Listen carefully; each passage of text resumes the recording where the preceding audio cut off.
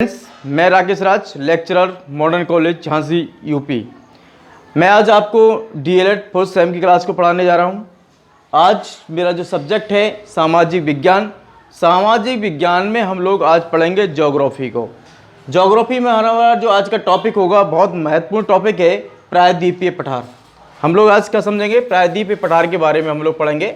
प्रायद्वीपीय पठार में हम लोग सबसे पहले अरावली पहाड़ियों को पढ़ेंगे, दूसरा पढ़ेंगे विंध्याचल की पहाड़ियों को, और तीसरा पढ़ेंगे हम लोग सतपुड़ा की पहाड़ियों को। ये तीन पहाड़ियों के बारे में हम लोग पढ़ेंगे। तो आइए सबसे पहले हम प्रायद्वीपीय पठार के बारे में समझते हैं कि प्रायद्वीपीय पठार कहाँ तक फैला हुआ है भारत के अंदर।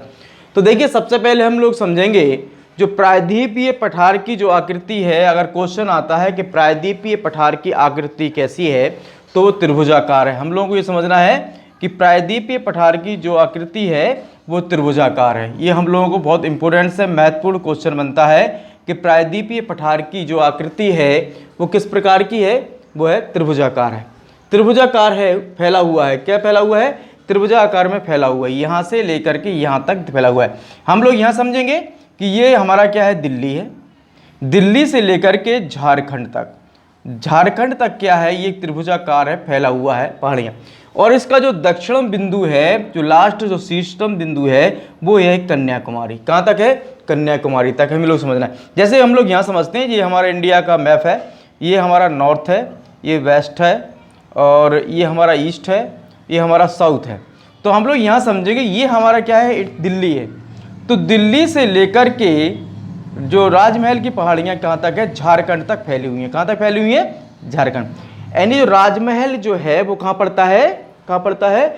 झारखंड में पड़ता है। यहाँ हम लोग दिख रहे हैं। और हमारा जो इसका जो शीर्षतम स्थान, हम लोग को शीर्ष जो है वो लास्ट कहाँ तक है, कन्याकुमारी तक है। यहाँ तक कन्याकुमारी तक ये है। तो यह तक उत्तरी मैदान की दक्षिण सीमा क्या है, उत्तरी मैदान की जो दक्षिणी सीमा है, ये हमारी दक्षिण सीमा है, का शीर्ष कन्याकुमारी तक है। कहाँ तक है? कन्याकुमारी तक। मैंने आपको बताया यहाँ तक कन्याकुमारी तक है।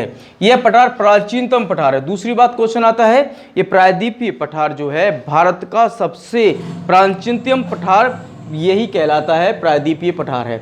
और इसको हम देखते हैं, यहाँ हम लोग देखेंगे तो ये हमारा क्या है, अरब सागर, ठीक है। ये हमारा बंगाल की खाड़ी, बंगाल की खाड़ी है ये हमारी। तो यहाँ से हम लोग देखते हैं, यहाँ से तो समुद्र तल, जो समुद्र तल हमारा जो है, समुद्र से इसकी हाइट जो अगर देखें तो कितनी है, 600 से लेकर के 900 मीटर तक है लगभग। किसकी है? प्रायद्वीप पठार की जो हाइट है वो समुद्र तल से जो ऊंचाई है उसकी कितनी है, 600 से लेकर के 900 मीटर। यानी कितना है, 600 से लेकर के 900 मीटर तक। ये हम लोगों को समझना है, बहुत इंपॉर्टेंट क्वेश्चन बनता है ये, ठीक है। तो ये मैंने आपको इसको मैप के माध्यम से बनाया। ये मेरा इंडिया का मैप है, इसके माध्यम से मैंने आपको समझाया। आइए हम लोग देखते हैं अरावली पहाड़ियाँ। जो अरावली पहाड़ियाँ हैं हम लोगों को समझना है, ये कहाँ पड़ती हैं, वेस्ट में पड़ती हैं यहाँ पे। और वेस्ट कहाँ? राजस्थान। ये हमारा राजस्थान है।